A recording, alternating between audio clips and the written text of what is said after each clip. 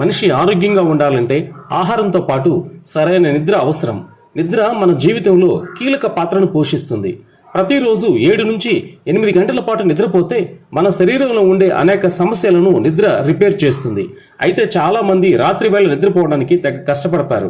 సరిగా నిద్ర పట్టక ఇబ్బంది పడుతూ అర్ధరాత్రి లేచి కూర్చుని నిద్ర పట్టడం లేదని బాధపడుతుంటారు. అటువంటి వారు తమ డైట్లో కొన్ని ఆహారాలను చేర్చుకుంటే హాయిగా నిద్రపోతారు. మనం తీసుకునే ఆహారంలో ప్రతిరోజు బాదం పప్పు ఉండేలా చూసుకోండి. బాదం పప్పు మన జ్ఞాపక శక్తిని మెరుగుపరచడంతో పాటు మంచి నిద్రను కూడా ఇస్తుంది. ఇక నిద్రపోయే ముందు ఒక గ్లాసు పాలు తాగడం వల్ల హాయిగా నిద్ర పడుతుంది.